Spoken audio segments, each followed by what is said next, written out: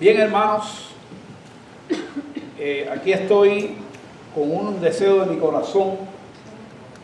Esta primera diapo que tengo aquí no es el mensaje de hoy, es lo que yo quiero que la Iglesia de la Roca experimente. Así que le pido que lo lea. Hace 3 semanas prediqué de una profecía de Zacarías que nos debe hacer temblar. Una profecía que no se ha cumplido aún. Y cuando se cumpla, al pueblo de Israel que no cree en Jesús, le va a pasar esto, dice Zacarías. Y derramaré sobre la casa de David, ese es el pueblo de Israel, y sobre los moradores de Jerusalén, ese es el pueblo de Israel. ¿Qué cosa? Un espíritu de gracia y de oración. Y cuando eso ocurra, dice el libro de Zacarías, y mirarán a mí. Y yo lo dejé ahí. Bueno, y mirarán a mí, al que traspasaron, porque fueron los judíos los que crucificaron a Jesús. Y llorarán afligiéndose. Y estando en mi meditación, yo sentí un deseo intenso de que Dios hiciera eso conmigo. Aunque yo no pertenezco al pueblo de Israel primero, pertenecemos al Israel espiritual hoy, que es la iglesia. Todo el que ha recibido al Cristo que ha de venir. Y yo le dije, Señor, yo quiero que tú derrames en la roca. Y se lo estoy repitiendo. Un espíritu derramado es que se desborde, cuando se derrama una cosa, ¿verdad? Un espíritu de gracia y de oración. Y yo no me rindo, yo no quiero rendirme. Se lo estoy pidiendo, yo no sé si se lo estoy pidiendo yo solo, bueno, se lo está pidiendo mi esposa, y lo sé porque está al lado mío, y a cada rato la oigo orar así. Y un día le dije acostado, ¿qué hay que hacer para que Dios me conceda eso? Y la única respuesta que me dio es pedírselo, orar. Entonces, yo no sé si usted está haciéndolo o no, pero este es el llamado del pastor aquí. Y eso es que usted tiene un deseo, de pronto le entra un deseo de orar a toda hora, cuando enciende el carro, cuando se va para acá, cuando se va para allá. Es un espíritu de gracia y de ¿qué? Y de oración. Yo lo único que le pido a ustedes es que se lo pida a Dios. Y eso va a ser bueno para nosotros en el plano personal y va a ser bueno para toda la iglesia, para toda la ciudad de Orlando. para todo el país y para este planeta. Hoy, este es mi deseo, este no es el mensaje de hoy. El mensaje de hoy es un mensaje que usted se va a sorprender quizás si no he comentado con usted el título, pero el título es el mismo mensaje de la semana pasada. Echa tu pan sobre las aguas. Yo le dije a usted que el mensaje de la semana pasada, yo lo he predicado en mi vida, perdí la cuenta. A lo mejor lo prediqué 20 veces, yo creo que no, que mucho más, a lo mejor 50. Yo perdí la cuenta, pero muchas veces. Muchas veces. Y lo que hice con el pasado fue ponerlo al día. Y lo utilicé por experiencias que tuve que fueron muy gratas a mi corazón, donde yo echaba sobre todo la palabra de Dios y después me retornaba para atrás. Y cuando yo decía que cuando yo prediqué el último mensaje que había predicado, que era emuná, es una palabra hebrea que estudiamos, de pronto alguien me regala una panetela. A los 2 o 3 días de haber predicado me llevan una panetela a la casa y lo menos que yo pensaba era que me iban a regalar una panetela que dijera ¿qué cosa? Emuná. De alguna manera la palabra emuná, que es la palabra de Dios, que la eché sobre las aguas, y ya yo expliqué en ese mensaje qué cosa es echar sobre las aguas, entonces me regresa como una confirmación a mi vida. Y tuve que añadirlo porque los ejemplos que traían no traían ese. Para poder entender lo que yo estoy hablando, usted tiene que haber escuchado aquel mensaje. Yo hoy simplemente voy a traer la segunda parte que nunca lo he predicado. Pero es la segunda parte. Vamos a estar basados en el mismo texto. Este es el texto de Eclesiastés 11, 1 y 2. Pero vamos a estar trabajando en Génesis 13, 14 y 19. Capítulos. Esos son capítulos. Y ya vamos a pasar al verso 1, 11:1 de Eclesiastés, rápidamente, que está en el otro mensaje. Echa tu pan sobre las aguas, ¿por qué? Porque después de muchos días lo hallarás. Bueno, yo prediqué aquí palabra de Dios, muy entusiasmado, profunda. Estudiamos profundamente el significado de emuná, y a los 2 o 3 días yo tenía en mi casa una panetela que decía emuná. That's it. Y usted a lo mejor no valora eso, pero para mí tenía y tiene un valor tremendo, como todos los demás ejemplos que puse allí. Hoy yo voy a tomar un ejemplo bíblico. No va a ser mi ejemplo, no va a ser mi experiencia, y lo vamos a ver desde otro punto de vista. Hoy yo voy a estar tratando 2 personajes de las Escrituras y le dejo una tarea para que usted medite y analice. Vamos entonces a recordar rápidamente qué cosa es el pan. Yo me imagino que usted se lo recuerde, los que vieron el mensaje, pero si hay alguien aquí no lo vio, a manera de un vuelo de pájaro vamos a... ¿Qué representa el pan? Bueno, el pan obviamente representa ¿qué cosa? Las cosas materiales, las posesiones, cualquiera que usted tenga. El dinero, que representa todas las posesiones también, es un símbolo. Y el tiempo, que no es dinero, pero que dice la gente que el tiempo, ¿qué cosa es? Dinero, es oro. Etcétera. No voy a profundizar como en el mensaje pasado. La palabra también, ¿quién es? Cristo. Si usted va a Juan 1:1, dice, en el principio era la palabra, el logos, el verbo, dice en algunas Biblias, lo traducen como palabra, logos o verbo.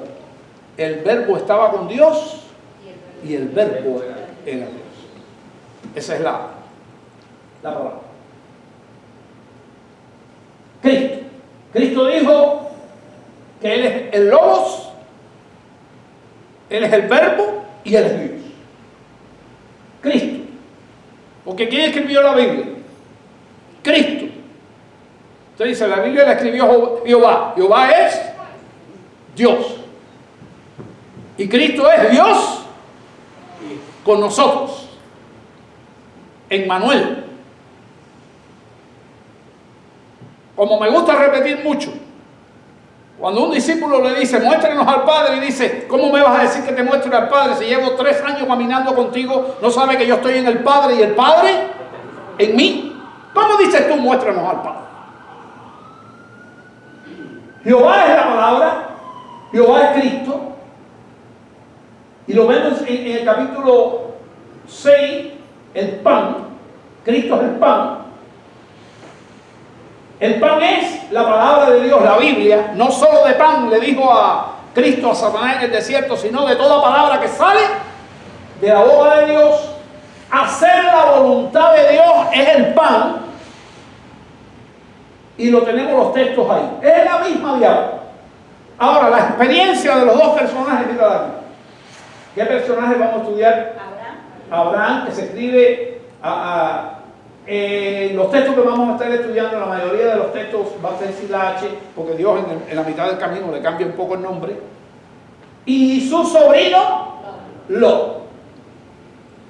Aquí vamos a estar viendo dos justos. Los dos eran justos.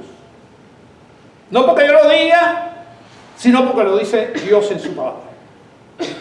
Pero estos justos eran diferentes.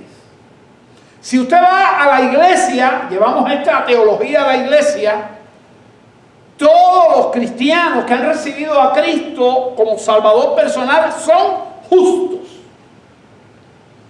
No porque vivamos tanto la justicia, sino porque cuando recibimos a Cristo, toda la justicia de Cristo viene sobre nosotros.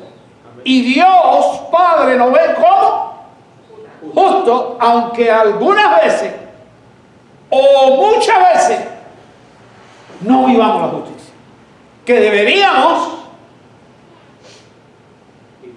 vivir. De alguna manera el mensaje de hoy, echa tu pan sobre las aguas, es un embullo, es un ánimo, es una exhortación, es una promoción para que cada uno de nosotros viva más la justicia de Dios. No vivir la justicia de Dios, si eres cristiano, no te va a producir la salvación en relación a ir al infierno. Pero sí te va a traer muchas pérdidas aquí en esta vida. No vivirla,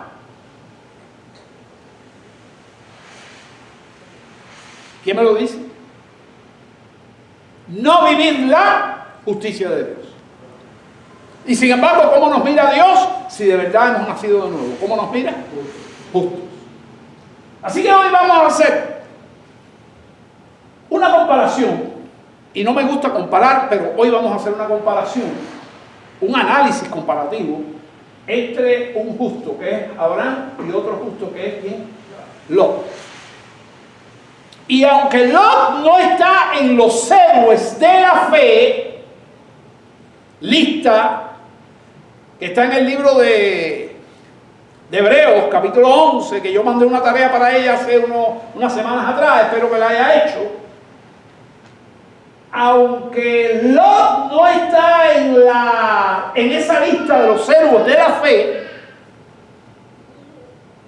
Lot fue un hombre que tenía fe y que la Biblia y Dios fue el que escribió la Biblia, le llama justo. Y si usted quiere ver eso, está en 2 de Pedro, capítulo 2, del 7 al 9. Donde Pedro, inspirado por el Espíritu Santo, dice, y el justo Lot. Ahora, lo que quiero que me entiendas es lo siguiente. Dos justos. Voy a suponer aquí que todo el mundo aquí ha nacido de nuevo, y si hay alguien que no ha pasado eso, que no tiene a Cristo en su corazón, hay una cosa importante que hay que hacer, y es nacer de nuevo.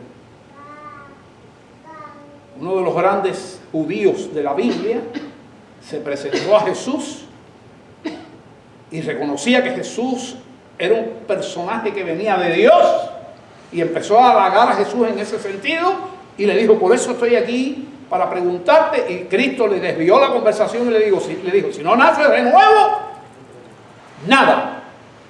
No vas a tener nada, no puedes ver ni entrar al reino de Dios. Nicodemo. Por lo tanto, yo hoy voy a suponer que todos los que están aquí son justos porque han recibido a Cristo. Los conozco a casi todos. Creo que a los que menos conozco aquí son a la parejita que está allí, que sí de alguna manera le conocemos, porque fuiste el que te encontraste con Héctor en un negocio de venta de tu trabajo, ¿no? De cosas. Y por eso así hace Dios. Y Héctor echó su plan sobre las aguas. ¿Sí, Héctor? Simplemente le diste tu teléfono y le hablaste de la iglesia y ahí está la pareja joven, que ya ha venido varias veces. Así que después de muchos días los ha hallado varias veces. Así es. Eso es la idea. De echa tu pan sobre las aguas. Y estoy suponiendo que ellos también tienen al Señor, porque cuando Héctor me explica la historia, ya ellos habían tenido cierta experiencia anteriormente con Cristo. Y por eso se han animado a venir de vez en cuando. Así que hoy vamos a estar viendo dos justos, pero dos justos, ¿por qué he escogido dos justos? Porque es el interés que tengo. Porque dos justos que vivieron la justicia de Dios diferente, pero tenían fe. Uno tenía una fe más robusta y el otro la ejercitaba, parece, a mí no me gusta jugar, la ejercitaba menos, pero por lo menos se puede ver así, y vamos a ver cuando caminemos. Y lo que estoy animando a mí primero y a ustedes después es a tratar de ejercitar nuestra fe. Y la fe se ejercita viviendo la justicia. El justo por la fe vivirá. Quiere decir que vive por la fe y es justo y enseña su justicia a través de su vida. Entonces, vamos a estar viendo estos dos hombres, los puse aquí, Abraham, tío de este sobrino, y Abraham es tío del otro. Y yo le voy a dejar ya una tarea. Dice, lea Génesis, después que yo termine este mensaje, usted debe ir a la casa, leer Génesis 13, 14 y 19, que son los capítulos que hay aquí. Mariné levanta las hojitas, Mariné tiene los PowerPoint, si alguien está interesado, le pide el PowerPoint a Mariné. Ahí hay 10, si no alcanzan, yo le imprimo más. Y ella va a tomar ahí la lista de los que no alcanzan. De manera tal que la tarea es 13, 14 y 19 capítulos. Pueden incluir también el 18. Pero leer esto y meditar en esto. Y medite cómo Abraham podía agradecer. ¿Sabe cómo Abraham, cosas por las cuales Abraham, usted se estudia el personaje de Abraham con este material que le estoy dando aquí, estos textos, y entonces usted debería hacer una lista de cómo él agradece. Si fuera usted Abraham, ¿cómo agradecería? ¿Cómo Abraham podía agradecer? Y que vivió poco la justicia y que echó poco su pan sobre las aguas, también, cuando lo hizo pocas veces, también, ¿qué pasó? Tiene para agradecer también. Cada vez que vivimos la justicia es que estamos echando el pan. Ya sea las cosas materiales como pan, o sea la palabra de Dios como pan. Las dos cosas las vas a ver de nuevo. Bendecido. Así que ¿cómo podría agradecer a Abraham y cómo podría agradecerlo? Si trajo su Biblia, bienaventurado el que trajo su Biblia, yo quiero que usted abra su Biblia en ese capítulo que estamos diciendo que es Génesis capítulo 13.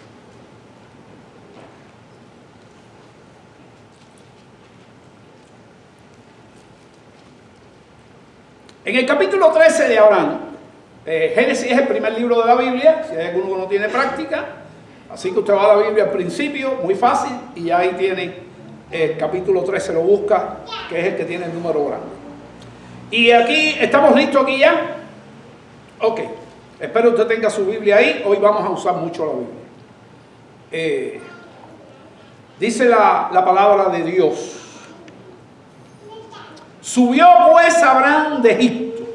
Estaba en Egipto.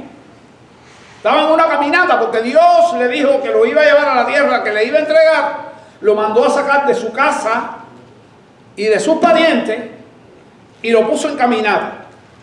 Y al entrar en Egipto, no vivió mucho la justicia en Egipto, porque mintió, hizo una mentira, una media mentira ahí para resolver un problema. Usted se entera ahí, no voy a ser muy profundo en eso. Pero bueno, sí que es bueno que estaba obedeciendo a Dios, porque Dios le dijo, vete de tu casa y sígueme. Y estaba siguiendo a Dios, tuvo un problema ahí, tuvo miedo y dijo una mentira para resolver el problema, lo resolvió, que lo podía haber resuelto, mejor dicho, sin decir mentira, pero bueno. Pero aún así, cuando terminó el asunto en Egipto, los egipcios lo llenaron de riqueza. Quizás dejó muchas cosas buenas atrás. No podía cargar todo lo que tenía, cargó lo más que tenía, pero ahora Dios le estaba bendiciendo, porque echó su pan, obedeciendo a Dios en su orden, y dice la Biblia, buscar primeramente lo que dice Dios, el reino de Dios, y todas las demás cosas espirituales y materiales vendrán si tú obedeces, si buscas a Dios primero. Así que así viene de Egipto, viene con las manos llenas. Subió pues Abraham de Egipto hacia el Negev, él y su mujer con todo lo que tenía, y con él Lot. Este muchacho que no tenía padre ya había muerto, se fue con él. Y dice el verso 2, Abraham era riquísimo en ganado, plata y en oro. Imagínense, salió con eso de su casa, pero cuando pasó por Egipto fue mucho lo que le dieron allí. Y el 3 dice, y volvió por su jornada desde Negev hacia Betel, hasta el lugar donde había estado antes su tienda, entre Betel y Jai, al lugar que él había hecho allí antes. Había hecho un lugar allí, ¿sabe lo que había hecho? Un altar. Ya en el capítulo 12, escuchen lo que voy a decir, importante. En el capítulo 12, ya Abraham había hecho 2 altares. Cuando Dios se encontró con él, hizo un altar. Un altar era un lugar donde él le iba a orar a Dios, a rendirle culto a Dios. Hoy esto es un altar para nosotros, este templo. Pero usted tiene que tener un altar en su casa. Y no estoy hablando de un rincón lleno de santos y cosas raras ahí. No. El altar puede ser tu sillón favorito de la casa, puede ser cualquier lugar. Pero el altar principal para la iglesia, los que están en la iglesia saben que el altar principal, ¿dónde está? Aquí. Y por eso podemos tener el altar donde quiera. Y es la disposición de abrir la palabra y meditar en la palabra y orar y hablar con Dios mientras meditamos. Tiempo de calidad con Dios podemos tener y debemos tener. Y debe ser para nosotros más importante que todo lo demás. Estoy diciendo literalmente que todo lo demás. No deberíamos ir a ningún lado, ni a ninguna parte, ni hacer nada si no dedicamos un tiempo de calidad a Dios primero. Y fallamos cantidad lo justo en eso. Fallamos mucho. Pero bueno, aquí estamos aprendiendo y nos estamos animando los unos a los otros. Entonces dice 4, al lugar del altar que había hecho allí antes, e invocó allí Abraham el nombre de Jehová. Y eso es lo que hacemos cuando oramos y cuando leemos la Biblia. Siempre que oramos, invocamos el nombre de Jehová. Esto decía, no vamos a invocarle tanto, hermano, como para siempre pedirle, vamos a exaltarlo. Bueno, es verdad. Debemos invocarlo para exaltarlo, para reconocer sus virtudes, para reconocer todo lo que Él es, pero también para pedirle cosas. Todo es invocar el nombre de Dios. Y todo aquel que invocare de una manera verdadera el nombre de Dios, dice que será ¿qué? Salvo. El 5. También Pero lo que quería decirle es que ya cuando esto ocurrió, él llegó allí y ya lo había hecho. Quiere decir que en el capítulo 2, en su caminata, tenía 2 lugares que él había hecho. Y lo que quiero decirle es que este patriarca, así se le llama Abraham, el primer patriarca, hizo una costumbre importante. Y es que caminaba un poco y hacía un altar. Caminaba un poco y hacía un altar. Y cuando los hijos lo vieron en eso, todos los de él, ¿cuál fue el hijo de él? Isaac. Y después Isaac tuvo a Jacob, los hijos de la promesa.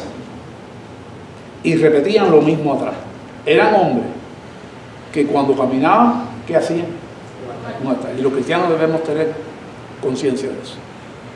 Debemos varias veces al día en nuestro altar. Porque si él llegó aquí a un altar que hizo, pero si llegaba y no invocaba el nombre y no le dedicaba un tiempo a Dios, es como si no lo hubiera hecho, ¿verdad? No, pero lo hizo y llegó al lugar. Posiblemente se desvió un poquito para llegar al lugar y allí, y no pasar el trabajo de hacer otro altar. Nosotros no tenemos que tener ningún trabajo ya en nuestro altar. ¿Sabe dónde? Aquí. Y tenemos que tener tiempo en la presencia de Dios. También dice, ya le dije que en el capítulo 12 hizo 2 altares y fue a uno de ellos aquí en este. Dice el 5, también Lot, que andaba con Abraham, tenía ovejas, vacas y tiendas. Algo que le voy a decir anticipadamente, aquí en la Biblia, si usted lo encuentra me llama porque yo no lo vi, pero yo no vi a Lot nunca haciendo un altar. Sin embargo era justo, porque vio a su tío, tuvo la fe de su tío y tuvo momentos en que vivió su fe. Pero es importante, y vamos a ver una gran diferencia entre la vida de Abraham y la vida de quién, de Lot. Y una de las diferencias ahora es que no hacía altares. Por lo menos si lo hacía tampoco que no aparecían donde en la escritura. Yo creo que sí, que en algún momento lo hizo. 5. También Lot andaba con Abraham y tenía ovejas, vacas y tiendas. Y la tierra no era suficiente para que habitasen juntos. Wow. Pues sus posesiones eran muchas. Lot también tenía. Y no podían morar en un mismo lugar. Dice el 7. ¿Qué dice el 7? Problema con las cosas materiales. Y hubo contienda entre los pastores del ganado de Abraham y los pastores del ganado de Lot. Contienda. ¿Qué quiere decir eso? Discusiones. Posiblemente se dieron un bastonazo y se dieron sí. Y se empujaron y se ofendieron. Y dice la Biblia que Abraham y Lot lo veían. ¿Dice así? No, claro, Abraham y Lot lo veían, o lo vieron, ¿no? Pero mire lo que dice, y el cananeo, la gente impía, y el fereceo habitaban entonces en la tierra. ¿Por qué de pronto ponen eso ahí? No tiene otra explicación que es, y aquella gente que vivía, que no tenía al Dios de Abraham ni al Dios de Lot, estaban viendo la fajazón entre la gente de Abraham y de Lot. Y dice entonces, tomó la iniciativa, y el cristiano tenemos que aprender, esto es para aprender. Y yo lo tengo aquí en pantalla, yo quiero tenerlo aquí. Dice, entonces Abraham tomó la iniciativa y le dijo a Lot, no hay ahora altercado entre nosotros dos, ni entre mis pastores y los tuyos. Estaba viviendo un principio de Dios. Dios nos llama a la paz. Dice la Biblia, en cuanto dependa de vosotros, nos da el reto, estad en paz con todos los hombres.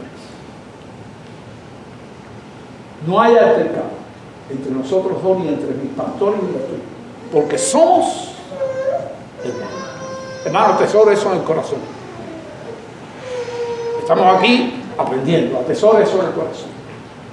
Ahora vamos a seguir leyendo. Ahí dejamos el texto ahí. Dice, sigue hablando Abraham en el verso 9, en su Biblia, no está aquí en pantalla, en su Biblia.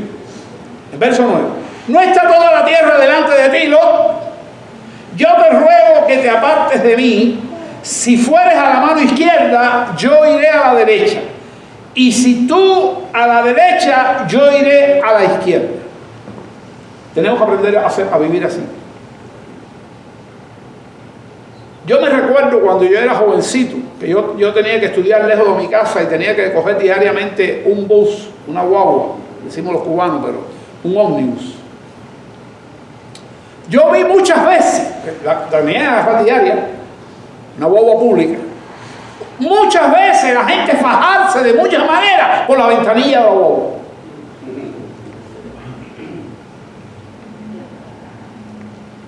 Y a veces eran problemas fuertes. Bueno, pues aquí hay dos ventanillas. Eso es lo que Abraham le está poniendo. Dos cosas para ver ahí, que podía ver. No está toda la tierra delante de ti, yo te ruego que te apartes de mí. Quiere decir que le estaba dando a escoger. Y él, eso es fe. ¿Estaba confiando en quién? En Elohim, el creador. Estaba confiando en el Shaddai, el todopoderoso. Estaba confiando en el Adonai, que es el amo de él.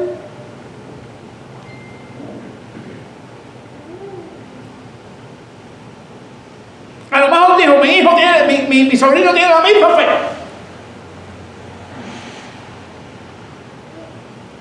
Y dice el 10, alzó Lot sus ojos y vio toda la llanura del Jordán, llanura, tierra sin montaña, que toda ella era de riego. Quiere decir que era una tierra fértil, que le llegaba el agua por ríos, por manantiales, dice, como el huerto de Jehová. Algunas Biblias traducen como el jardín de Jehová, como el Edén de Jehová, como la tierra de Egipto en la dirección de Sobar, una zona fertilísima que era toda esa zona que está ahí. Antes que destruyese Jehová a Sodoma y a Gomorra, así.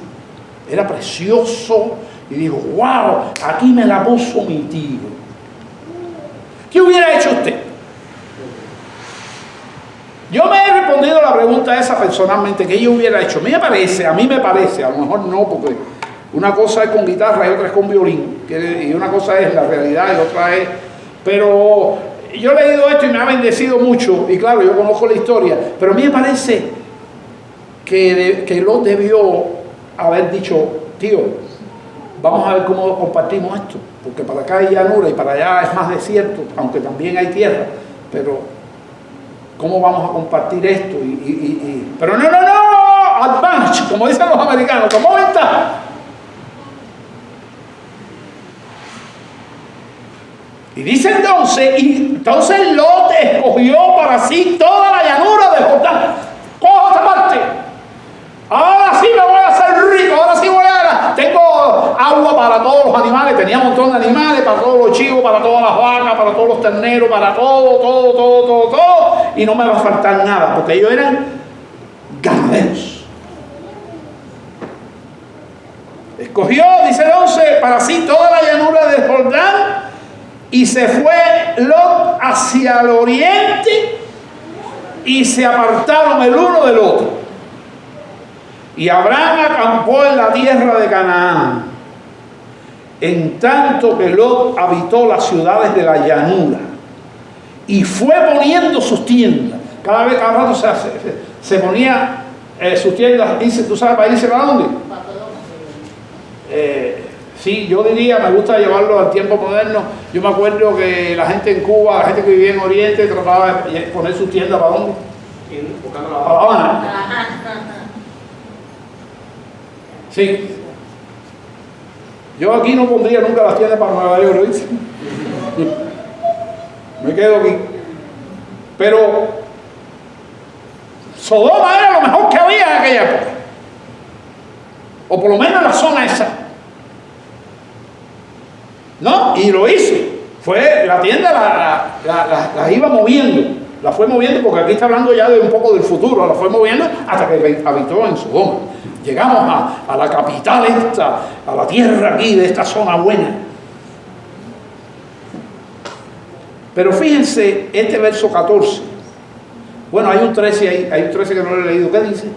Que los habitantes de Sodoma. Mas los hombres de Sodoma eran malos y pecadores contra Jehová en gran manera. Y yo me pregunto, ¿y eso no lo sabía loco? Sí. Claro. Pero, ¿qué le importaba? Lo material. Las vacas y leer y vivir en la modernidad de aquella época. Eso es lo que le importaba. Lo material.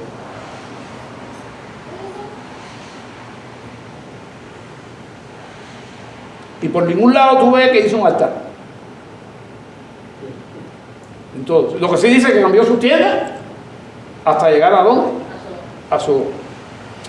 Es interesante el 14 y por eso lo traigo hoy. Jehová dijo a Abraham. Fíjense que Jehová no se le apareció a quién. A Lot. Y Jehová dijo a Abraham, se le apareció a Abraham. ¿Y cuándo se le apareció? Yo lo subrayé ahí. ¿Cuándo? Cuando se apartó de Lot. Cuando Lot no estaba, ya. Esperó que Lot se fue. Ya, lee. Y Abraham, yo no sé lo que habrá dicho, bueno Señor, tú me ayudarás con esto. Yo sé que esa es la tierra que aparentemente es mejor, pero yo confío en ti, porque eso es lo que siempre, y eso es lo que vivía el justo, como dice el texto, por la fe vivirá. No por lo que está adelante, no. Por fe andamos, decía el apóstol Pablo, y no por qué, No por qué. y no por vista. Entonces Jehová llegó y habló. Y vamos a ver qué habló.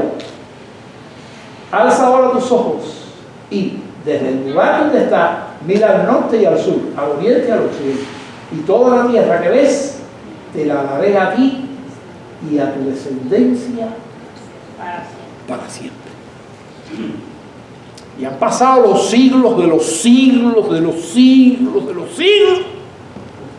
Y siguen ahí, parecían que iban a perderse como nación, los israelitas. Y hoy Israel es una de las naciones más poderosas del mundo. Rodeada de enemigos por todas partes y no le pueden hacer nada. Hace poco unos ataques de misiles. Cero.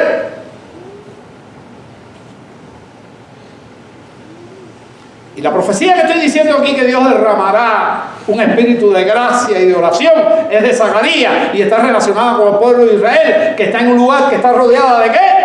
De enemigos. Y yo hablé la semana pasada que cuando hoy el que está con Israel es Estados Unidos. Cuando Estados Unidos se salga y Israel se quede solo, ajústese los cinturones, porque estamos muy cerquita ¿de qué? Del fin.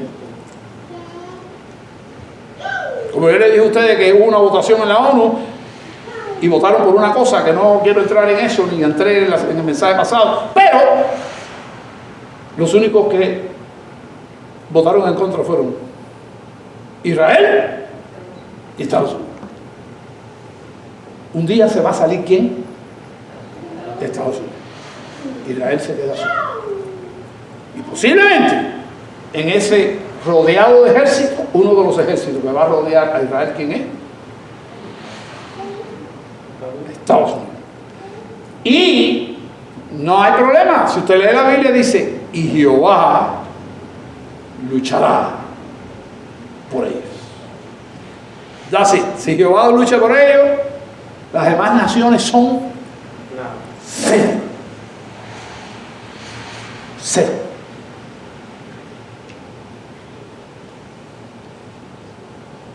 Dios le dijo esto. Dice, Dios le dijo esto. Yo quiero ahora terminar de leer ahí. Dice, porque en el verso 15, porque toda la tierra que ves la daré a ti y a tu descendencia para siempre. Eso está ahí también. Y haré tu descendencia como el polvo de la tierra, que si alguno puede contar el polvo de la tierra, también tu descendencia será contada.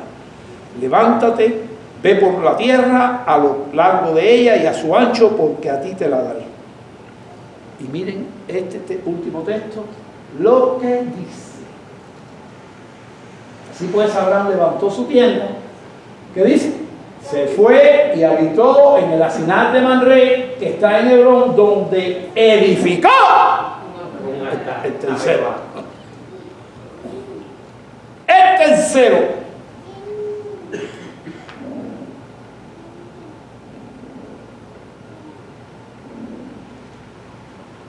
Bueno, se separaron. Ahora en el capítulo 14, están por vías diferentes. Y el primer problema que vemos en este capítulo 14 es que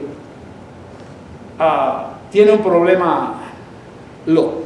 Él se fue para allá, ahí se formó una guerra, allá se formó una guerra entre varios reyes, que Dorlaomer, que era uno de los principales, y atacaron a Sodoma, vencieron a Sodoma, y de pronto ¿quién iba como prisionero? Lot con toda su familia. Y ese es el capítulo 14. Y yo solamente quiero leer aquí a partir del verso 14. Ahora vamos al 14:14 y quiero leer y después le voy a enseñar una diapo. Y está conmigo en el 14:14. Oyó Abraham. Ellos no se hablaban, y no porque estaban bravos, es porque estaban lejos, no había taxi, ni había, los camellos se demoraban mucho y estaban muy ocupados. Oyó Abraham, antes le llegó la noticia, que su pariente estaba prisionero y armó a sus criados. ¿Qué clase de ejército es? Contra reyes que tenían soldados, entonces, y armó a sus criados. Porque cuando Dios batalla,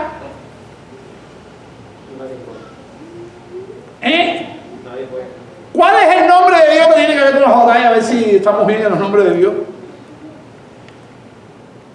Jehová Nisi. Jehová es mi bandera. Jehová el que libra mis batallas. Los nombres de Dios. Oyó Abraham que su pariente estaba prisionero y armó con sus criados un ejército ahí. Los nacidos en su casa, dice que llegó a 318 y lo siguió hasta Dan. Ahí fueron caminando. Esto fue una cosa sorpresiva como estrategia. Y cayó sobre ellos de noche. Posiblemente estuvieran durmiendo con una borrachera, toda la gente que habían acabado de ganar la batalla. Él y su siervo, y los atacó y le fue siguiendo hasta Joba al norte de Damasco. Y recobró, aquí no entra en el detalle de la batalla, y recobró todos los bienes y también a Lot su pariente y sus bienes y a las mujeres y a las demás gente. Y yo me pregunto, ¿y qué hubiéramos hecho nosotros con aquel que nos dejó lo más malo cuando nosotros le dimos la oportunidad de escoger y que de alguna manera nos dio la mala? Pero este es un hombre de fe, hablando. Este es un hombre que Dios le hablaba. Y cuando nosotros nos acostumbremos que Dios nos hable, ¿cómo Dios nos habla? ¿Cuántas veces tú le das al día esto? Estas historias que te transforman. Te transforman. Dios es real. Dios es Jehová Nisi, el que lucha nuestras batallas. El que nos limpia. El que nos santifica. Jehová Makashedén, santidad nuestra, el que nos santifica. Y cada nombre de Dios que estudiamos por esto, y lo encontramos aquí en la palabra de Dios.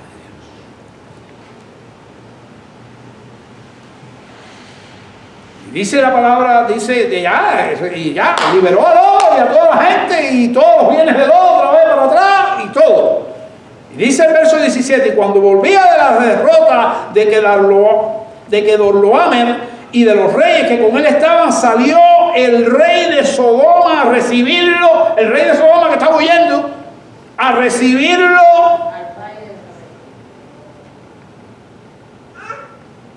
al valle de Sabe, que es el valle del rey. Sí, porque le dio victoria a Sodoma otra vez. Entonces Melquisedec, este personaje, este tremendo personaje que hemos discutido y estudiado, sobre todo los miércoles, Algunos dicen que es Cristo, otros que es Cristo mismo. Un tipo de Cristo, dicen otros. Entonces Melquisedec es rey de Salem y sacerdote del Dios Altísimo, otro de los nombres de Dios. ¿Lo recuerdan? El Elión. Lo estudiamos también. El Elión. Sacó pan y vino. Ya estaba allí un símbolo de la muerte del Cristo, del Cordero que había de venir. Pan y vino. Que esa es la cena que simboliza hoy el cuerpo y la sangre de Jesús. Y es la misma que enseñó Moisés al pueblo de Israel el día que los liberó. Que comieron el cordero pascual y la sangre se puso en las puertas y en los dinteles. Entonces Melquisedec, verso 18, rey de Salem y sacerdote del Dios Altísimo, sacó pan y vino. Y allí tomaron la Santa Cena. Y dice el 19, y le bendijo diciendo, el sacerdote, bendito sea Abraham del Dios Altísimo.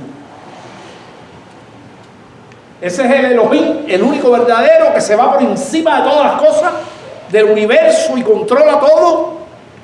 El Altísimo tiene que ver con su santidad también, está separado completamente de todo por su santidad. Y por eso nos cuesta tanto trabajo llegar a Él, y por eso Cristo muere para que nosotros seamos santificados, porque siendo santificados es la única manera en que podemos vivir y estar en su presencia, porque Él exige así la santidad de Él. Y le bendijo diciendo, sea Abraham del Dios, y le bendijo diciendo, bendito sea Abraham del Dios Altísimo, creador de los cielos y la tierra. Y bendito sea el Dios Altísimo que entregó tus enemigos. Claro que fue Dios, Jehová Nissi. No fue Abraham con 300 hombres, no fue. Sodoma tenía un ejército más grande y perdió. Y este con 300 venció. Y es lo que va a pasar en el futuro. Porque Dios es Jehová Nissi, mi estandarte, mi bandera. Bendito, dice el 20, sea el Dios Altísimo que entregó tus enemigos en tu mano. Y dice, y esto lo tengo en pantalla aquí. Ahí está. Y lo bendijo diciendo, bendito sea Abraham, el Dios Altísimo, creador de los cielos y de la tierra. Y bendito sea el Dios Altísimo que entregó a tus enemigos en tus manos. Y dice aquí, y le dio a Abraham los bienes de todo. ¡Wow! Echa tu pan. Hoy hay mucha gente que niega el diezmo. Y dice, no, el diezmo se creó nada más que para el pueblo de Israel, no para la iglesia. El pueblo de Israel tenía gente que no diezmaba, ¿sabía? Acuérdense que no todo Israel era el remanente. Solamente se salvó de Israel, ¿qué? Un remanente. Y lo estamos estudiando profundamente aquí en el libro de Romanos, todos los miércoles. Y Dios siempre salva a un remanente. Y siempre lo tiene. Y a veces no son poquitos. Cuando Elías le dijo temblando, ay, el Señor, me quieren matar, todos han acabado con todo el mundo y nada más que quedo yo y me quieren cortar la cabeza. Y le dijo, no, te equivocas. Yo tengo aquí, en la tierra esta donde tú estás parado, 7,000 hombres que no han doblado rodillas ante Baal. Y él se creía que era el solo. Gente que fue fiel de los israelitas. Y ese es el israelita verdadero. Porque se es israelita no por ser de la sangre de Abraham, sino por ser de la fe de Abraham. De la fe de Abraham. No por genes. Y en todo caso, si hay genes, vamos a hablar de genes espirituales. La fe. El emuná, que nos sostiene sin pregunta. Y si hay pregunta y no tiene respuesta, tenemos la calma. Y le dio a Abraham los diezmos, y de ahí le puso de qué, de todo. La gente, a veces los cristianos inventan con el diezmo. Inventan con el diezmo. Cuando yo llegué a este país y diezmo desde chiquitico, bueno, desde niño ofrendo, mi papá me enseñó y mi mamá y la iglesia. Y llegué a este país y en Cuba yo ganaba, si yo ganaba 400 pesos, ¿cuánto le pertenecían a Dios? 40. Entonces aquí yo llegué y entonces dice que no, que tú lo que ganas no es lo que ganas, sino que después que tú ganas, entonces tú tienes que sacar dinero para IRS y yo empecé a diezmar y pregunté, bueno, ¿y cuánto? Porque yo empecé a trabajar aquí en Orlando, en esta iglesia. Y digo, bueno, entonces como yo le pago al IRS y después cuando me quedo con lo que...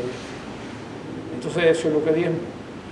Y hermanos aquí me dijeron, no. Todo, usted recibe dinero y usted diezma primero de todo y después le da las cosas que le corresponde a cada uno. Pero alguna gente no es así, no lo ve así. Y entonces yo llamé a un pastor amigo mío en Houston. Le dije, ven acá, esto que se llama el sucio. El sucio es, ya no me acuerdo ya, ¿cuál es el sucio? El gross. El todo, ¿verdad? Ajá, el gross. El sucio. Yo le dije, el sucio, me dijo, no me invente con sucio. Me dijo, pastor, tú diezmas a tu iglesia todo lo que te da y Dios te va a bendecir. Y yo me lo había echado $20 un día al Señor, y no para hacer negocio con Dios, simplemente para ofrendar en la catedral del pueblo. Se lo dije en ¿cómo se llama? En el primer mensaje. Y después, ¿cuánto me devolvió el Señor? ¿Cuánto vieron ese mensaje? 2,000. Y es el 100 que decía el libro de Mateo, que nadie que haya dejado casa, posesiones, recibirá 100 veces más. Y yo no estoy hablando aquí de prosperidad, porque yo no tengo iglesia de prosperidad, ni tengo salario de prosperidad, ni le pongo a Dios todos los días $20 en el eso de la ofrenda, en el alfolí de la ofrenda. Está diciendo aquí cómo es Dios. Y este hombre dio el diezmo ¿de qué? De todo, no inventó.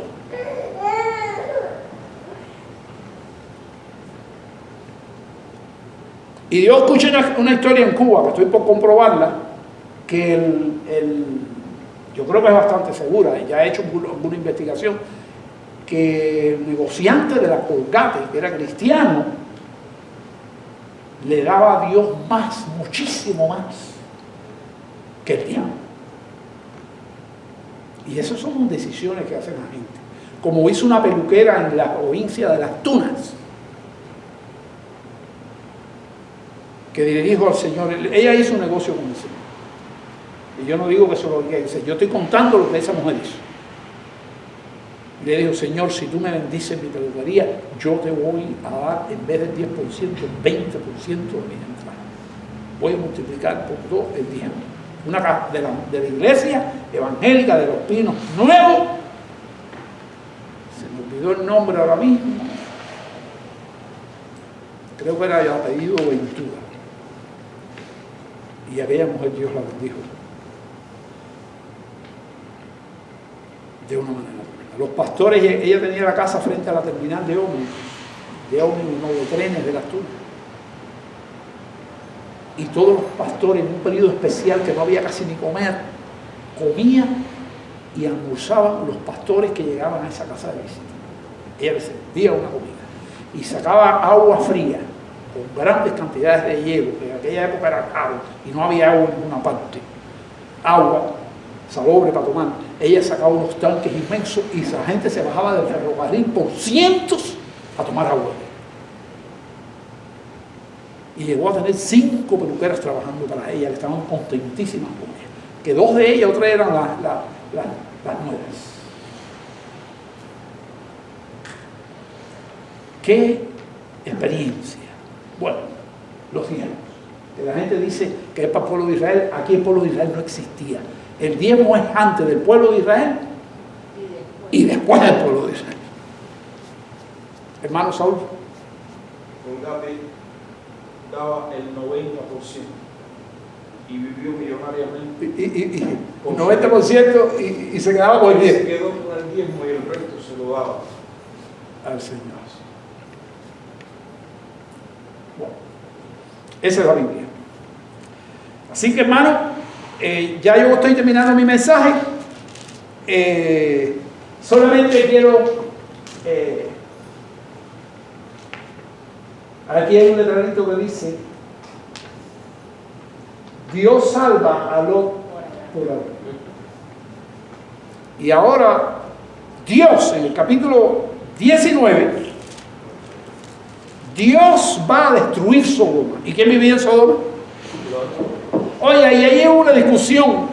O usted vaya allí a la Biblia, ya le dejé esto de tarea, vaya a la Biblia, hay una discusión entre Dios y Abraham.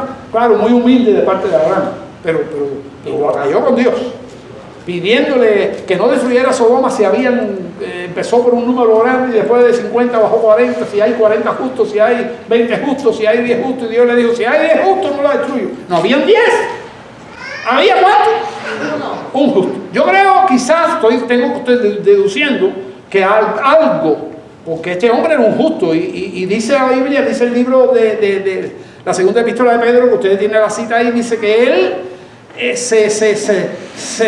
se alteraba, se afligía cuando veía la mundanalidad que había ahí y de la ciudad que él había escogido para vivir. Sufría por la manera en que vivía aquella gente. Pero parece que el único que sufría era él. Y parece que le enseñó algo a las hijas. Tenía 2 hijos que también se salvaron.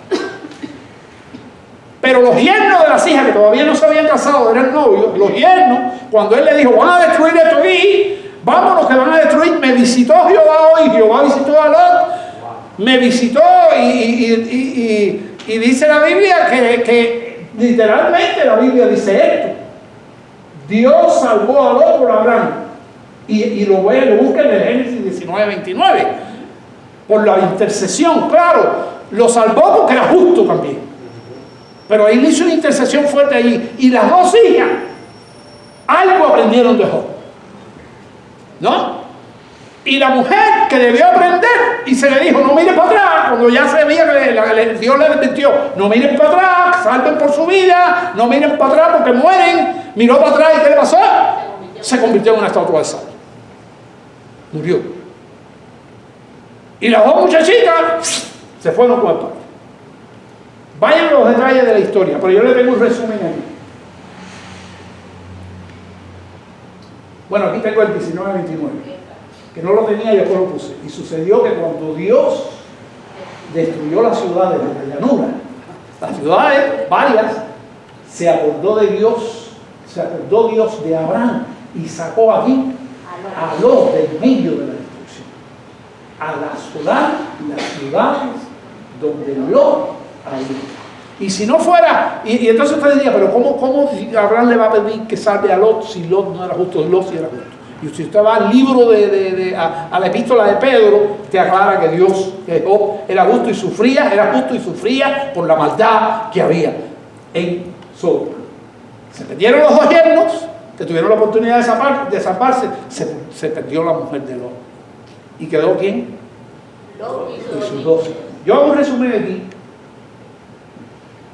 Destrucción de Sodoma y Gomorra, Génesis 19, y puse aquí: finalmente Lot perdió a su esposa, sus bienes los perdió todo, y se tuvo que ir a vivir a una cueva. Sus hijas tuvieron 2 hijos con él porque lo embriagaron, fueron pecadoras, y de ellos salieron 2 naciones enemigas de Israel. ¿Quiénes eran? Los moabitas. Ese era de un hijo, de una de las hijas, y la otra salieron los amonitas. Y fíjese si Dios es misericordioso y fiel. Ahorita estamos cantando un himno aquí de la fidelidad de Dios, que por ser descendencia de quién? De Lot, y el pueblo de Israel arrasaba con todas las poblaciones que habían ahí porque Dios le daba victoria. ¿Se acuerdan cuando estaban? Les dijo Dios al pueblo de Israel, a Moisés y a Josué: no vayan a luchar contra los moabitas ni los amonitas, porque son vuestros parientes. ¿Son hijos de quién? De Lot, que es sobrino de Abraham. No vayan porque no les voy a dar la victoria a ustedes, sino. Y ellos no fueron. Ahora fueron esta gente malvada, los moabitas y los amonitas, los que sí, aunque Israel no fue, fueron ellos los que fueron a atacar a Israel. Y Dios le dio la victoria. Atacaron ellos. Ahora, y fíjense si Dios es misericordioso todavía, que aún así, con toda esa maldad de Moab, escogió una mujer. ¿Quién fue? Ruth. Para que fuera parte de la línea genealógica de sangre de la línea genealógica de David y de aquel y de María que trajeron aquí al cuerpo humano de Jesús. Una moabita.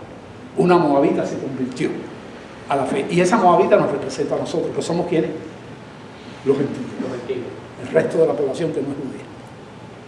¿Salieron de dónde? De Moab. Que este mensaje les sirva de aliento. Haga la tarea. Ahí hay el PowerPoint. Si no alcanza los PowerPoint, se los doy la semana que viene. Pero ahí Marinero los tiene. Vamos a orar. Señor, aquí está tu palabra predicada. Espero que mis hermanos la hayan disfrutado, pero que la puedan vivir también, Señor. Ayúdanos a aprender.